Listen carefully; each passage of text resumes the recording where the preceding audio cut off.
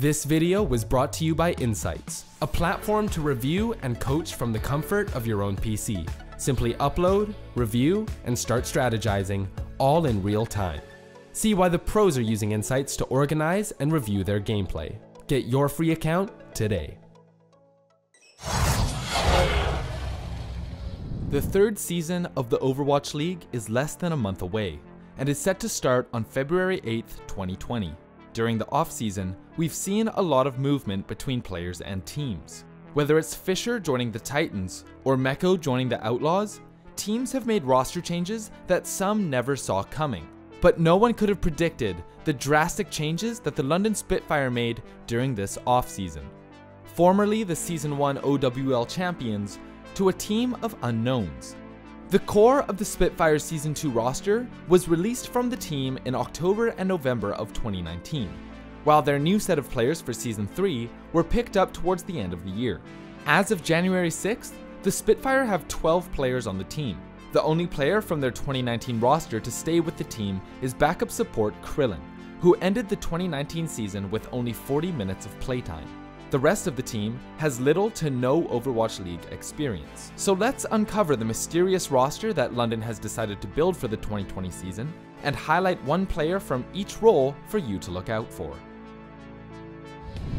For DPS players, London Spitfire added Although, Babel, Glister, and Shui to their roster. Glister is from Gen G's Contenders team, where they had a respectable finish of 4th place in the Gauntlet run, losing to Atlanta Academy in the semi-finals. Some may know him to be one of the new Korean DPS prodigies, surprising audiences with his masterful technical skill. Although played for Gen S, one of Gen G's many sister teams, and competed in weekly tournaments organized by Blizzard and Level Up. He was able to maintain good results in these weekly tournaments, almost always finishing top 3 within each series.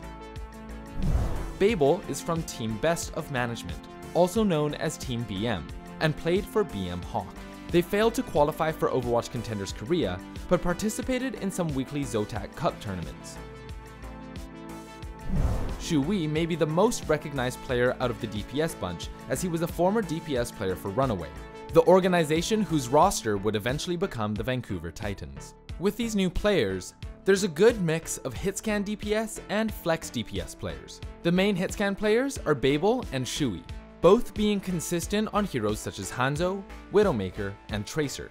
Glister and Although, on the other hand, seem to have good flex DPS picks, playing characters such as Mei and Doomfist, both being heavily favored in this preseason meta. It's interesting to note that Although seems to be the only one who's comfortable with playing Sombra on stage, so if another Sombra meta comes to play, expect Although to have a lot of playtime. But with the 2-2-2 role lock, don't be surprised to see all of the DPS players have a go on the OWL stage. The star DPS player to look out for in this lineup would be Glister. As stated earlier, Glister has been called one of the newest Korean prodigies with his amazing hitscan abilities. It will be a treat to see what he has to showcase on the Overwatch League stage. For the new tank pickups, we have Bernard, Celestine, JMac, and Ji-hun. Out of these 4, Bernard is probably the most recognizable name. Bernard played for Fusion University, playing alongside the likes of Who Are You, Zachary, Elk, and many other popular players. They competed in Contenders Korea, where they ended up placing 5th. JMac previously played for LGE Huya prior to being transferred to the Spitfire. The team played in Contenders China and ended with a 1st place finish in the playoffs, taking the series 4-1 against Team CC. This victory qualified LGE Huya for a spot in the Gauntlet, where they unfortunately ended up losing both of their playoff series games. Celestine is a tank player from Team Griffin. They have an Overwatch team that competed in Contenders Trials Korea, but failed to qualify for Contenders after finishing 4th place overall. The last tank player we have is Ji-hun. Ji-hun is a player who started playing on the competitive stage last year in June on the Contenders China team, Bubble Burster Gaming. The team temporarily stopped running after it failed to qualify for playoffs, and subsequently released all of its players on September 4th, 2019. As there have been no competitive matches since the end of the World Cup, it's hard to determine what the new meta will be for tank players. However, it would probably be safe to bet that Double Shield will continue to be popular. Bernard has been practicing a lot of Sigma on his stream, while JMac and Ji-hun have been practicing Orisa. Expect those three to have a lot of stage time, while Celestine will most likely be the flex tank player, capable of playing non-shield tanks such as Zarya, Roadhog, and D.Va. The highlight player to look out for will be Bernard.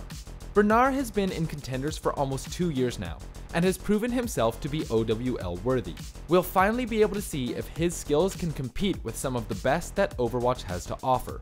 But while Bernard might be the player to look out for, also keep your eyes peeled for Ji-hun, as he has been referred to by some in the community as the Korean Ameng, for his amazing Wrecking Ball plays. Out of the 4 supports that have been selected to represent the London Spitfire, 2 of them already have experience on the OWL stage. Coming back to the OWL is Krillin, who was already on the Spitfire team from the previous season. The other is Hylie, who was previously on the Seoul Dynasty before transferring over. The other 2 supports are Sanguinar and Fuse. Sanguinar, like Although and Glister, is from the Gen G organization and competed with Gen B, where he participated in the Overwatch Korea Cup monthly tournaments with them. Fuse was formerly a part of Fusion University, the same team that Bernard was from, and the 2 players already have some synergy with one another, which is going to be crucial if the Spitfire is going to find rapid improvement going into the season.